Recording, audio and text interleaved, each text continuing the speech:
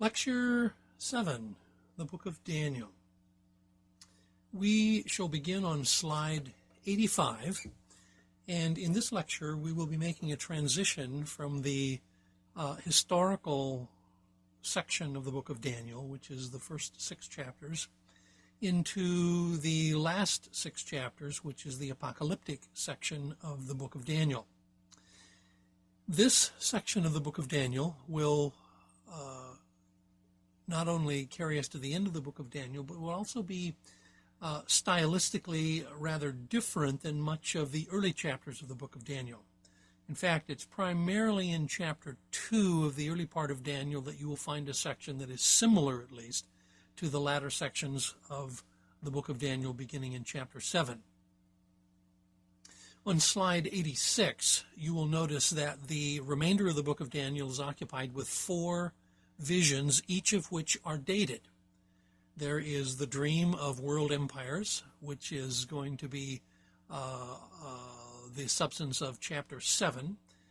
There will be the vision of the ram and the goat, which will be in chapter 8. Then there will be the prayer of Daniel, and especially at the end of chapter 9, the prediction of the 70 weeks. And then finally, there will be the vision of the kings of the north and the south in chapter 10. It's worth pointing out that these 4 apocalyptic visions are not in a chronological sequence with the rest of the book of Daniel. So if you look at the first verse of chapter 7, you'll notice that this dream of Daniel of the 4 beasts occurs in the first year of Belshazzar, the king of Babylon. So that would put it back, at least chronologically speaking, prior to Daniel chapter 5. Then, if you look at chapter 8, you'll notice that this particular vision happens in the 3rd year of King Belshazzar of Babylon. So that again would put it back prior to chapter 5 also, at least in the chronology of the book. Chapter 9 begins with Daniel's prayer and his vision of the 70 weeks, and it says this occurs in the 1st year of Darius, the son of Xerxes. So Darius, the son of Xerxes, is going to therefore put it later in the book of Daniel, somewhere after chapter 6. And then finally chapter 10 in the book of Daniel, which is the last vision and the longest, and occupies 3 chapters. This particular vision happens in the 3rd year of Cyrus, the king of Persia, who was the leader of the Persians that took over the Babylonian Empire.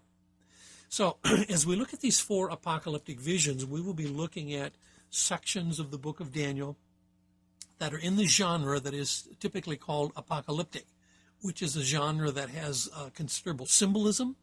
It has considerable discussion about the struggle of the people of God against the powers of evil in the world, and also will herald the climax of the end of the age.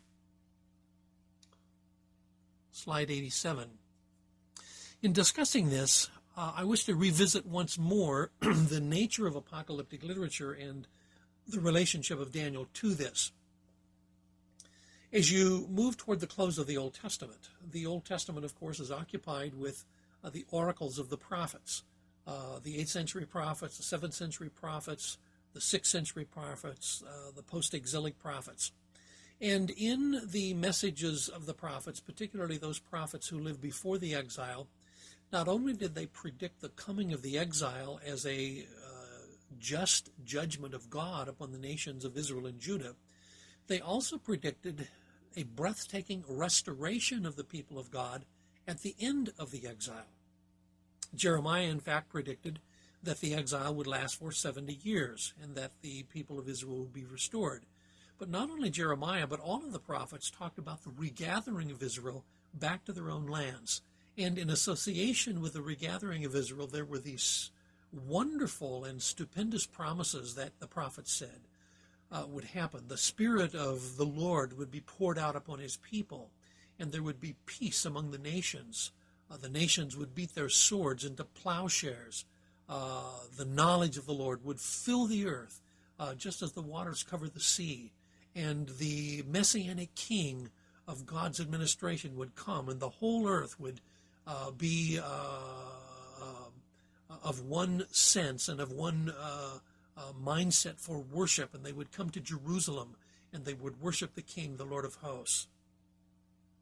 Some of this, of course, actually did occur with the return of the Jews from Babylon under Zerubbabel, later Ezra and Nehemiah, and all of those who came back to rebuild the temple and to rebuild the city of Jerusalem. However, a number of the promises did not happen at that time. For instance, there was not a Davidic king that arose. The promise that there would be a son of David who would come and who would reign over the people of Israel in the restoration, it just simply didn't happen. Jerusalem did not become the center of worship for the world, and the nations did not stream to Jerusalem to worship the Lord. And so there were a lot of unanswered questions and unfulfilled expectations that were expected to happen in the restoration, but that in fact had not yet happened. And once you get from the close of the Old Testament into the period between the prophet Malachi and the beginning of the gospel in the New Testament, you have this long period of about 4 centuries that is sometimes called the silent years. It was not silent because nothing happened, and it wasn't silent because nothing was said. It's simply called the silent years because there were no prophets in the sense of the prophets that we find in the Old Testament. There were, however, apocalyptists, writers who attempted to describe what would happen at the end of the age. And among these apocalyptists, there was quite a number of works. In the second lecture, we discovered apocalyptic literature and pointed you to a number of the works that were typical of that period of time. Books like 1st and 2nd Enoch, or books like 2nd Baruch, and quite a number of apocalypses, the apocalypse of Abraham, apocalypses with the names of various people from the Old Testament. Not that they actually wrote those works, but they were written with those names attached to them.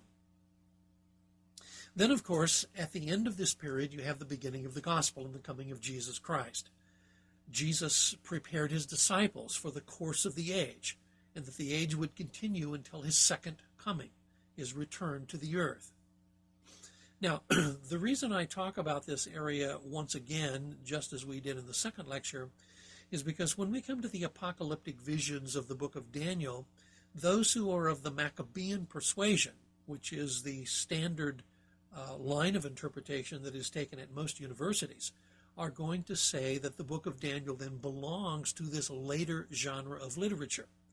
It doesn't belong in the 6th century BC, it belongs in the 2nd century BC, alongside other apocalyptic works.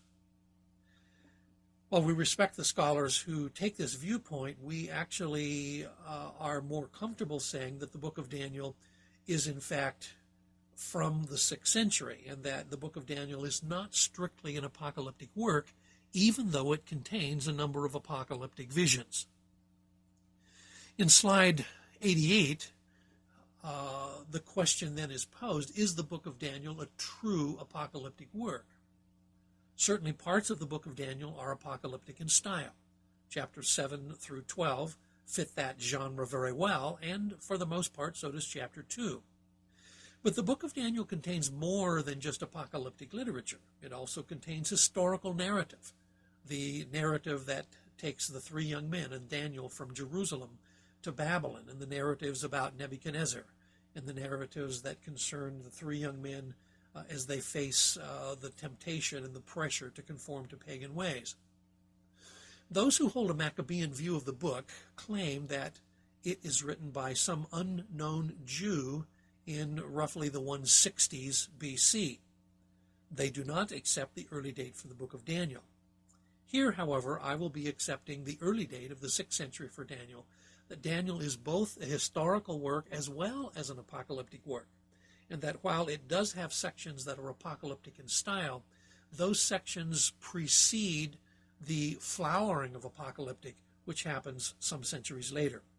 In fact, the book of Isaiah also contains some passages that are apocalyptic in style, as well as the book of Zechariah. Furthermore, the book of Daniel was canonized by the Jews, and apocalyptic literature generally was not canonized. So the book of Daniel stands in a unique position in that regard. So with that in mind, then we will go forward as we continue to look at the 4 apocalyptic type visions that begin in Daniel chapter 7. And in this lecture, we will concentrate on the vision in chapter 7. Slide 89. As we come to chapter 7, it's important for us to realize that chapter 7 embraces the iconography of composite creatures that was widely used in the ancient world. The stylization of symbolic figures, which were made up of part animal, part human. You find this sort of style in Egypt. You find it in Assyria. You find it in Babylon. You find it in Canaan. You find it in Syria. And later you will find it in Persia as well. In slide 89, I've given you 3 examples of these kinds of composite creatures. The first is a winged genie from a Babylonian bas-relief, and in this particular case you will see it has the body of a human, but it has the wings of an eagle and the head of an eagle. In this particular depiction, this spirit creature is fertilizing the date palm with the cone and the bucket. The right hand holds the cone, the left hand holds the bucket, and this is a fairly typical symbolic representation of fertilization and a whole fertility concept that was widespread in the ancient world and particularly epitomized in the way that the Assyrians depicted this genie. In bas-reliefs from the various palaces of Nineveh and Composite and various other Assyrian places, you will find bas-reliefs that are very much like this. The middle figure in this slide shows a griffin or a cherubim or a sphinx. The terms generally refer to a creature with an animal body but a human head. In this case, just the opposite of the previous one, which has a human body and an animal head. In this particular case, the head looks stylized like an Egyptian motif with an Egyptian headdress. The body seems to be the body of a lion or a panther, and the wings are eagle's wings, and then it, of course, has some other scroll work that is part of this depiction. And then finally, there is the third example, which is from one of the palaces in Nineveh, and it shows the body of a bull as well as the head of a man. It also has wings of an eagle, as you can see if you look closely. And one of the rather fascinating features of this particular kind of creature is that it has 5 legs. Now, the point of that may not be obvious, but apparently the reason it has 5 legs is so that if you look at it from the side, you will see 4 legs. And if you look at it from the front, you will see both front legs. So it's not really that the creature is supposed to have 5 legs, but it's a depiction that no matter which way you look at it, whether from the side or from the front, you will still see all of the 4 legs of the creature. Such composite creatures combine the features of power, speed, intelligence, and status, and they are intended to be impressive symbols of the power of Assyria. If you look at the next slide, which is slide 90, you will see another similar one, which is from the Oriental Institute at the University of Chicago in Chicago, Illinois. And this particular composite creature is from the Palace of Sargon II from Composite. It was excavated in 1929 by scholars from the University of Chicago. And it is a huge, huge composite creature, standing over 16 feet tall, and it weighs more than 40 tons. Again, you will see it as the body of a bull, the wings of an eagle, and the head of a man. The head indicates intelligence, the body of the bull indicates power, and the wings indicate speed. And then finally, in slide number 91, you will see a Persian version of this. Now, this would be at least in the latter part of Daniel's life, or even later than the time of Daniel. This particular creature comes from Susa in Persian, and it has, again, the various kinds of composite elements in it. In this case, it has the rear legs of an eagle, the front legs of a lion, the body of a lion, the wings of an eagle, but the head is the head of a ram with ram's horns. And again, it does depict these various elements of speed and power that you find in the other composite creatures. So when you read Daniel chapter 7, and you read of Daniel's dream of his vision of a lion and a bear and a leopard and a great and terrible beast, and these beasts are described as composite figures, these kinds of figures in Daniel chapter 7 are well within the range of iconography that was generally understood and accepted as symbolic representations in the time of Daniel himself. Slide 92. One of the things that almost all interpreters agree on is that the vision in Daniel chapter 2 of the image with the head of gold, the chest and arms of silver, the belly and thighs of bronze, and the legs and feet and toes of iron and clay mixed, that the vision in Daniel chapter 2 parallels the dream of Daniel chapter 7, in which Daniel saw a lion with eagle's wings, a bear with a carcass in its mouth, the four-headed leopard, and the terrible beast with 10 horns. So when you look at Daniel chapter 2 and Daniel chapter 7 as parallels with each other, then the head of gold and the lion with eagle's wings are the same. And this, of course, helps us with the interpretation, because that means that the lion therefore represents Nebuchadnezzar's Babylon, Nebuchadnezzar II. The first beast must be Babylon because the head of gold is Babylon back in chapter 2, verse 38. The bear with the carcass in his mouth represents the same as the chest and arms of silver. The four-headed leopard represents the belly and thighs of bronze, and the terrible beast with 10 horns represents the feet and the 10 toes. As back in chapter 2, we posed the question whether the 4 layers of the image might actually refer to 5 kingdoms, here we pose the same question. Is there a 5th kingdom represented by the 10 horns? Back in chapter 2, the dispensational version of interpretation says that there is not only the 4 layers of the beast, but when you get to the 10 toes of the kingdom, you get to something that is, in fact, chronologically separated from the rest of the beast by many centuries and goes all the way to the end of the age, still in advance of us today. The dispensationalists will take the same view with respect to Daniel chapter 7, that there are 4 beasts, the lion, the bear, the leopard, and the terrible beast, but that the 10 horns of the beast represent an extension of the beast all the way to the end of time, a time that is still ahead of us today. Now, granted, in chapter 7 and verse 17, it specifically says there are 4 great beasts, and these 4 beasts are 4 kingdoms. Nonetheless, there is this question to be answered about the 10 horns, and it does separate the dispensational view from the other views of interpretation with regard to chapter 7. So, going to slide 93, we will look at the 3 major interpretations and the way that they approach chapter 7 of the book of Daniel. The Maccabean viewpoint, which is pretty much monolithic at the universities, will understand this vision once again, as in chapter 2, to refer to the 160s BC. And they will interpret the 4 beasts as the kingdoms beginning with Nebuchadnezzar on into the time of the remnants of Alexander's Grecian Empire. Of course, in this particular viewpoint, they are looking at the visions not as strictly predictive, but as history that has been recast as though it were prophecy. So whoever the unnamed Jew is who had this vision, or who wrote this vision down, they are not looking at this man as though he is actually predicting what will happen. He actually lives after all of this has already happened, but he is putting it in a literary form that makes it look as though it were prophecy.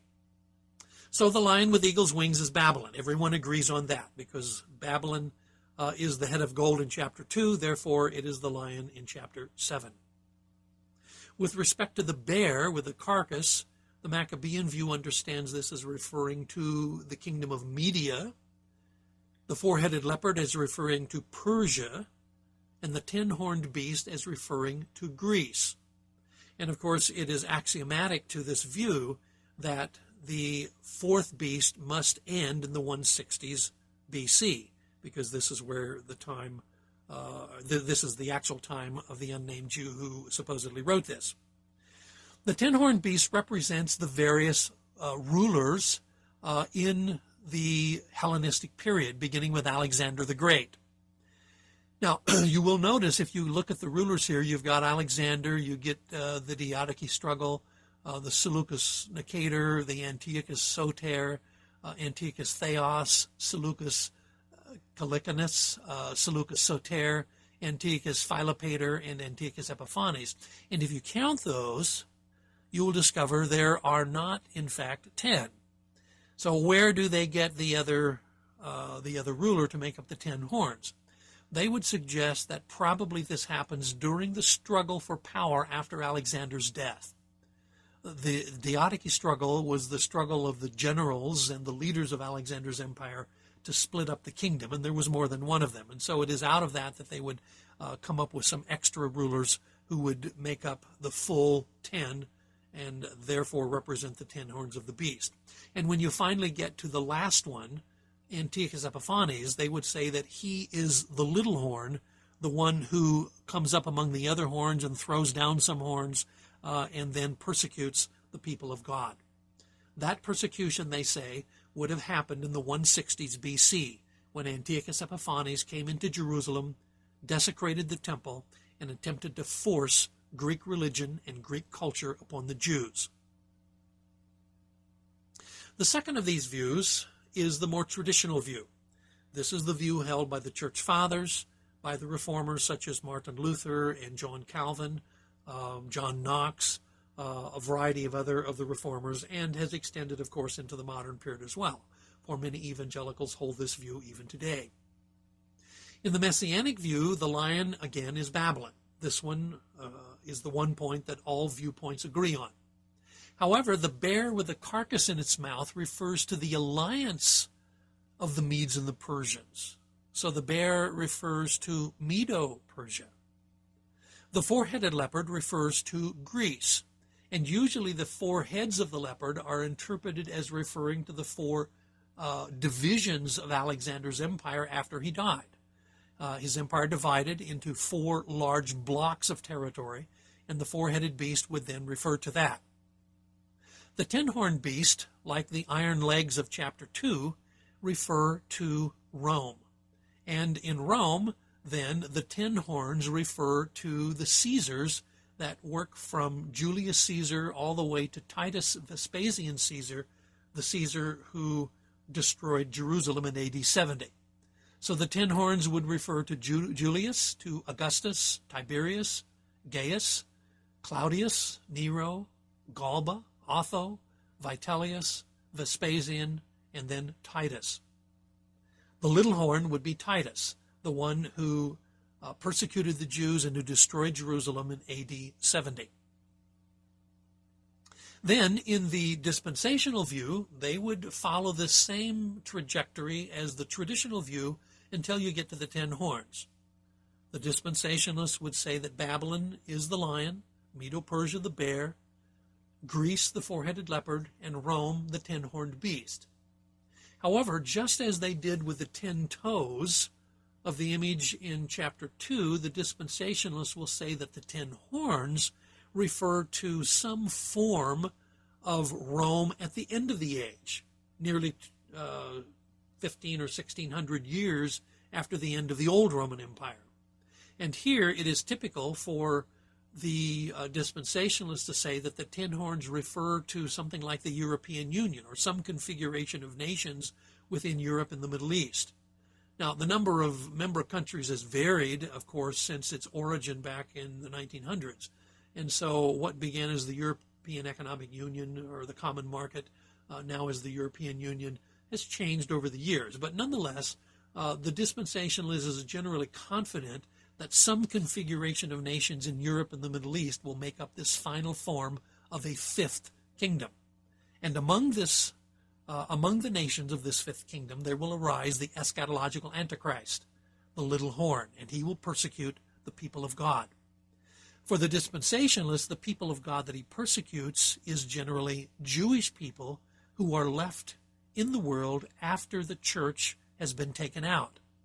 And so in the dispensational viewpoint, the church will go to heaven in what the dispensationalists call the rapture of the church.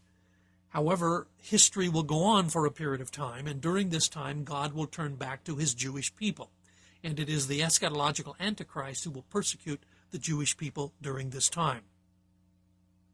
So these are the general frameworks of the three views that we have of these interpretations of Daniel chapter 7. In slide 94, I particularly want to concentrate on the interpretation of the fourth beast, because this requires some differences as well. For the Maccabean view, as we already said, the little horn refers to Antiochus Epiphanes in the 160s BC. Specifically, the expression time, times, and half a time refer to the 3.5 years that the temple was desecrated by Antiochus Epiphanes.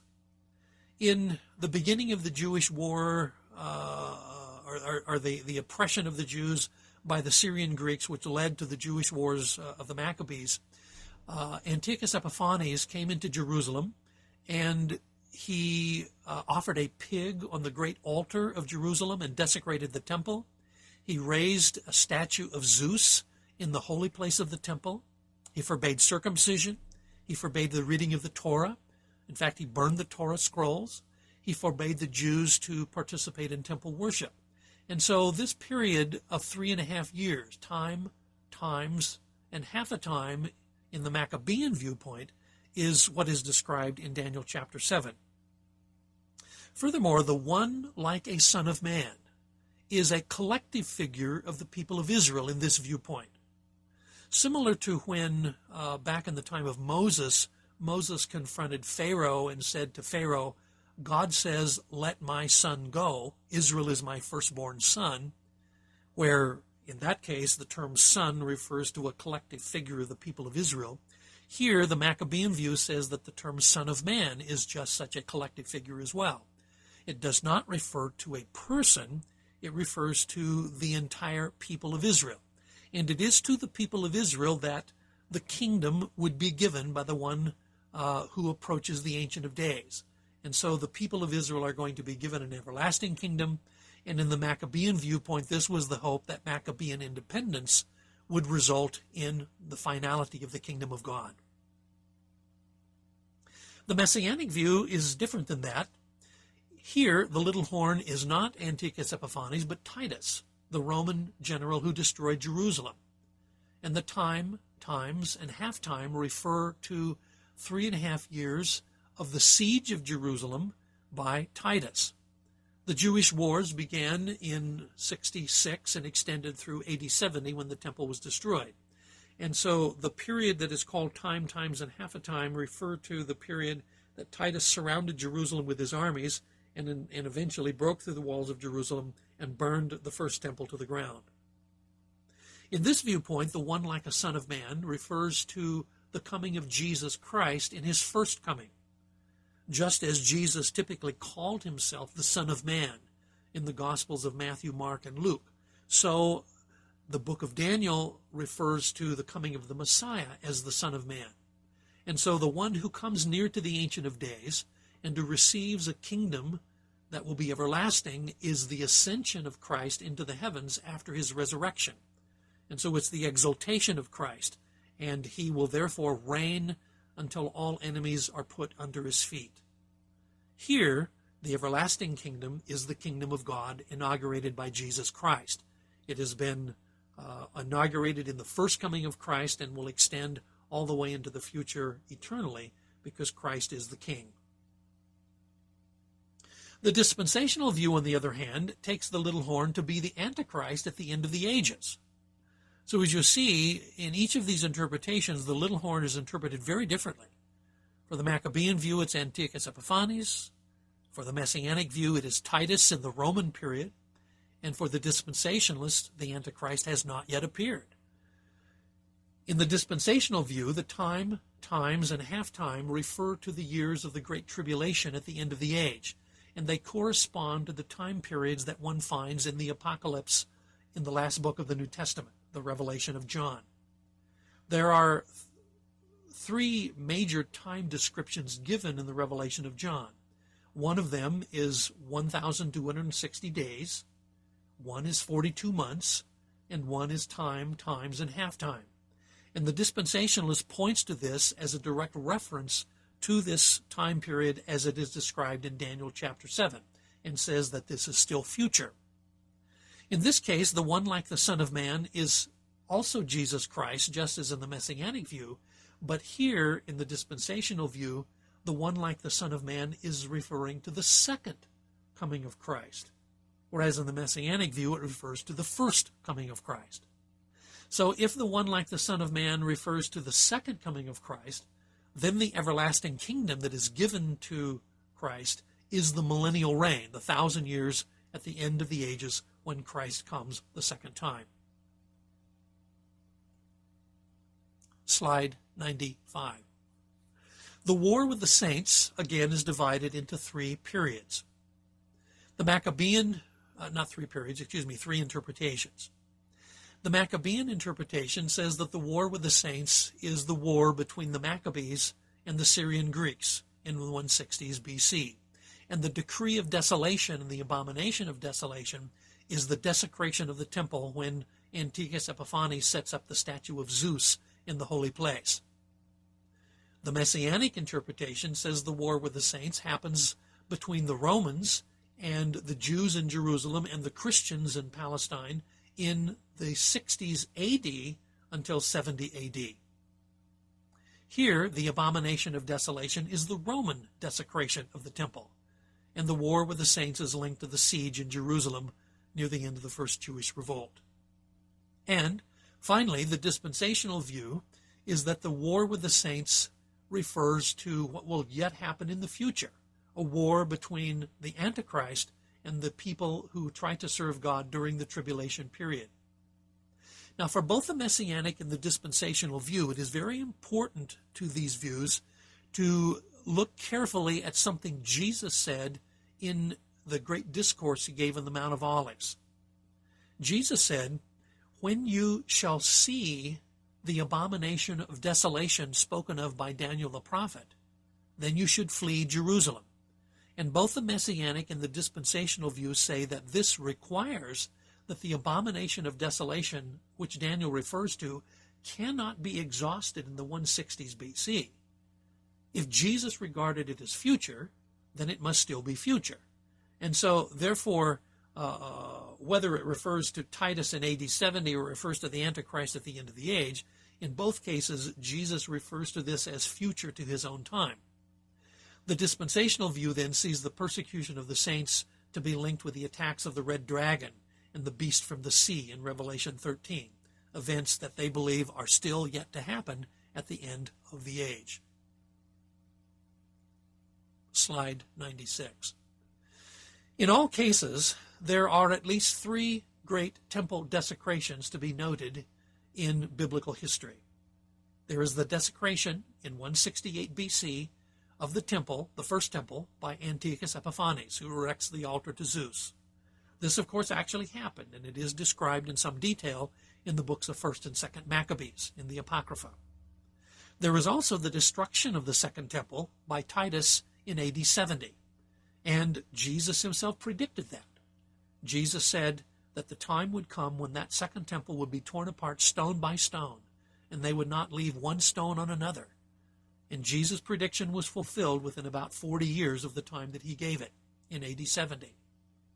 But then there is a passage in 2 Thessalonians in which Paul refers to someone called the man of lawlessness who sits in God's temple and shows himself that he is God. This also would be a desecration. Now, the dispensationalists would understand this to refer to the Antichrist at the end of the age and would connect it to what is described in Revelation 17. There, I suppose, could be someone who would try to conflate all three of these, that in some sense Daniel 7 envisions in sort of a multiple reference way all of these desecrations.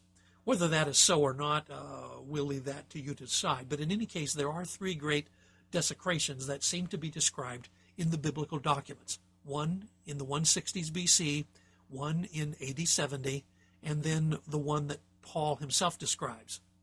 It is more debatable whether what Paul is describing actually refers to the end of the age and a third temple.